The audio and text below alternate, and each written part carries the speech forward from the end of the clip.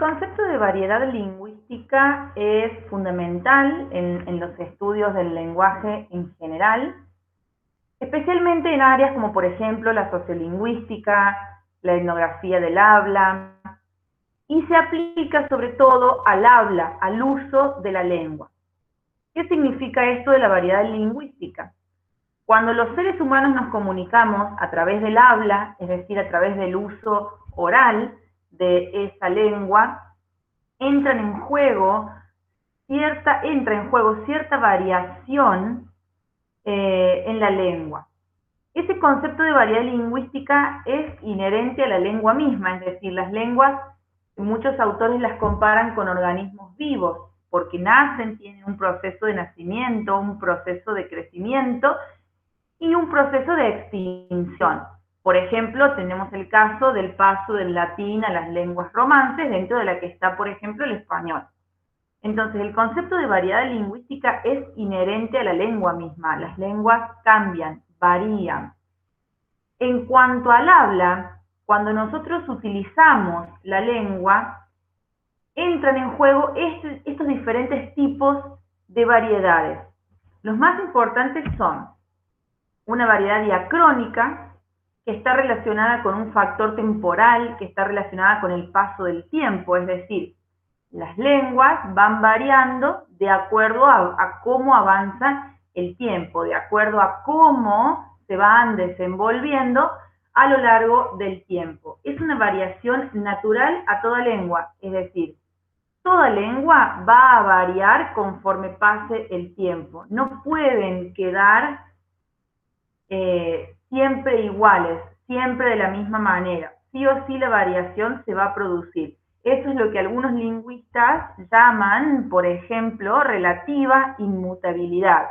Nos parece que las lenguas no cambian porque cambian en un proceso que es lento y progresivo. Entonces no es que los cambios se dan de un día para el otro, sino que son cambios progresivos, constantes, pero que se van dando de a poco, en lapsos de tiempo bastante largos.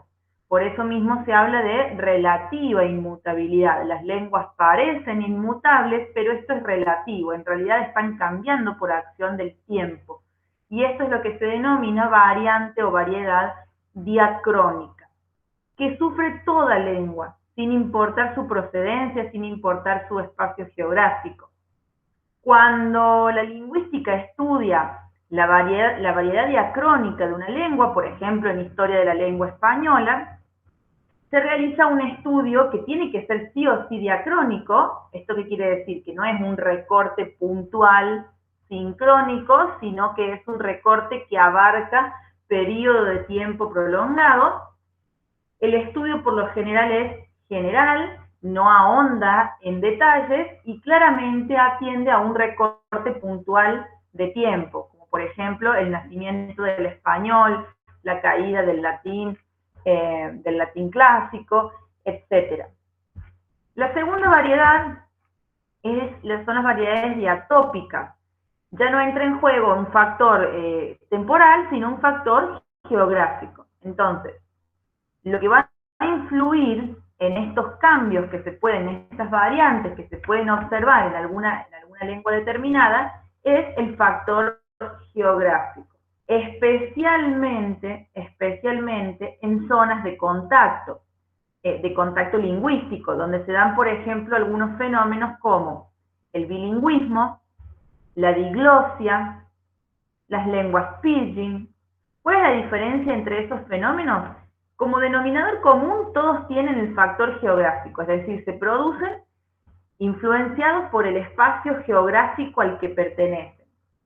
En el caso del bilingüismo, se diferencia de la diglosia. Bueno, normalmente siempre se le dijo bilingüismo cuando, bueno, un hablante maneja dos lenguas y las maneja funcionalmente, es decir, que las maneja de una forma correcta que le permite comunicarse con calidad.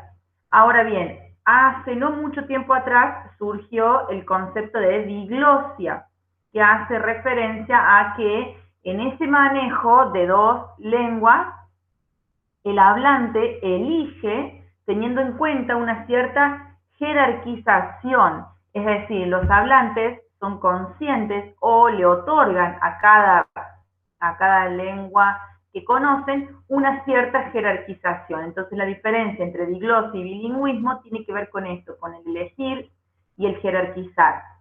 Ahora bien, las lenguas pidgin ya es una creación, ya es un producto que es totalmente intencional, no así quizás, por ejemplo, la diglosia. Las lenguas pidgin son creaciones, ¿sí?, que surgen en situación de contacto, pero sobre todo en situación de contacto donde aparecen muchas lenguas, como por ejemplo en ciertas zonas asiáticas. Entonces los hablantes de esas zonas de contacto múltiple terminan creando una versión simplificada, pero aparte, no es como un bilingüismo, sino que en base a esa amalgama de lenguas que se encuentran, terminan creando una nueva variante, pero simplificada. En tercer lugar, la variedad diafásica, que tiene que ver especialmente con la elección del hablante, pero dentro de una misma lengua. No sería diglosia. Es decir, entra en juego la competencia discursiva. ¿Qué significa esto? Dependiendo de la situación en la que yo me desenvuelvo como hablante, elijo la forma en la que voy a decir mi mensaje. Elijo la forma en la que me comunico. Si estoy, por ejemplo, en un contexto como la escuela, me comunico de cierta manera. Si estoy en un contexto como, por ejemplo, un bar con amigos, me desenvuelvo lingüísticamente de otra manera. Es decir, voy variando mi discurso de acuerdo a la situación en la que estoy. No tiene que ver tanto con el espacio, porque por ahí si doy como ejemplo escuela, bar, uno lo asocia con el espacio, sino que tiene que ver sobre todo con los interlocutores. Entonces, si estoy en presencia de interlocutores, por ejemplo, de un contexto laboral o de un contexto donde quizás no tengo tanta confianza o tanto afecto, voy a utilizar un nivel discursivo formal. Hay ciertos espacios en los que se suele utilizar el nivel formal, pero no quiere decir que tenga que ver sobre todo con el espacio, repito, sino con los interlocutores. Entonces, hay ciertos espacios como por ejemplo la escuela, una oficina, donde normalmente utilizamos un nivel formal. Y el nivel coloquial o informal predominantemente es afectuoso, es decir, que nuestros interlocutores guardan una cierta relación de afecto conmigo, interlocutor. Espontáneo, ¿qué quiere decir esto? Que no lo pienso. El nivel formal, quizás por ejemplo si yo redacto una carta formal o una carta coloquial, en la carta formal voy a tener que preparar mi discurso, voy a tener que preparar mi vocabulario, lo voy a tener que pensar. No es tan espontáneo como el nivel coloquial. Cuando yo me comunico con interlocutores con los que guardo más confianza o afecto, en ese caso es espontáneo. No lo estoy ni preparando ni pensando. Y además es práctico. ¿Qué quiere decir esto? Que está ajustado a la situación. No me extiendo. En cambio, quizás el formal se priorizan, por ejemplo, situaciones o vocabulario o, por ejemplo, redacciones un poco más largas. Tiene que ver con la preparación del discurso para que parezca formal. Entonces quizás se aparta de lo práctico, de lo inmediato y termina siendo algo preparado, cuya función no es ser práctico, sino dar esa sensación de formalidad, como por ejemplo una carta laboral, una carta de presentación, un discurso para una ponencia. La finalidad no es ser práctico. En cambio, en el lenguaje coloquial voy al grano, voy al punto. No pienso cómo lo preparo, sino que lo digo. Es espontáneo. Ahí surgen algunos fenómenos como las jergas, como el argot, ¿sí? En el caso de la diferencia entre estos dos fenómenos, la línea es como muy delgada, pero son fenómenos lingüísticos que derivan de estas elecciones. Así como, por ejemplo, de la variedad, por ejemplo, diatópica deriva el fenómeno del dialectismo, En el caso de la variedad diafásica, derivan estos otros fenómenos, ¿sí? Como por ejemplo veíamos en este también el bilingüismo, la diglosia, las lenguas piercing, son diferentes fenómenos lingüísticos que tienen que ver, en el caso de las diatópicas, con lo geográfico, en el caso de las diafásicas, con los interlocutores. En el caso de las jergas, son vocabularios específicos o variantes lingüísticas que tienen que ver con contextos muy particulares, por ejemplo, la jerga médica, la jerga legal que se utiliza en la justicia, que es un uso que está al alcance de todos, pero que manejan mayormente los que están incluidos en este grupo lingüístico. Ahora bien, el argot es similar, solamente que la función principal allí, o está pensado, sobre todo esta variante, está pensada para que solamente pueda ser utilizada por ciertos miembros de ese grupo. Entonces es como una variante selectiva.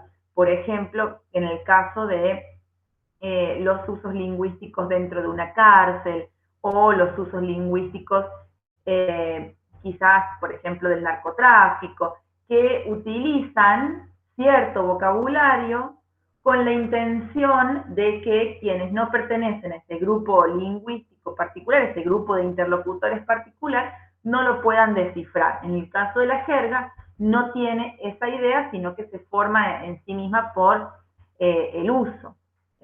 Interlocutores que tienen la misma formación, por ejemplo, la jerga médica, utilizan un vocabulario que va creando esa jerga, pero no con la intención de dejar afuera a nadie. En el caso del argot, sí. Y por último, la variante diastrática, que tiene que ver con el estrato, por eso mismo diastrática, y tiene que ver con la competencia cultural del hablante. Es decir, cuando nosotros hablamos, involucramos en ese uso lingüístico, en esas situaciones comunicativas determinadas, diferentes niveles culturales. Dependiendo el bagaje cultural del hablante, es el nivel cultural que posee. Entonces, se dice que los diferentes hablantes, por ejemplo, poseen un nivel culto, un nivel vulgar. Recordemos, por ejemplo, los vulgarismos, que es una de las características marcantes del español de América del siglo XV, por ejemplo, del siglo XVI, que provenían de los grupos de hablantes marineros. En ese caso se habla de un nivel culto al que acceden hablantes con ese nivel de cultura general y un nivel vulgar. Ahí claramente, aparte del nivel cultural, es decir, de lo que el hablante sabe, de lo que el hablante conoce, pueden incluirse otros factores que estén influyendo, como por ejemplo la edad del hablante. Claramente, mientras más joven, menos tiempo ha tenido para estudiar.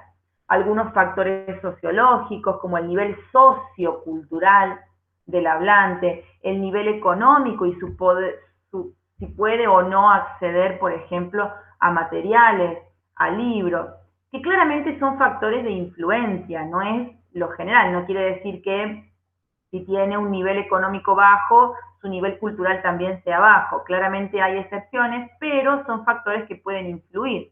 Es decir, mientras más poder económico tengo, más puedo invertir en mi nivel cultural. Pero eso no quiere decir que sea totalmente definitorio. Lo mismo que el factor etario. No significa que si es joven su nivel cultural sea bajo.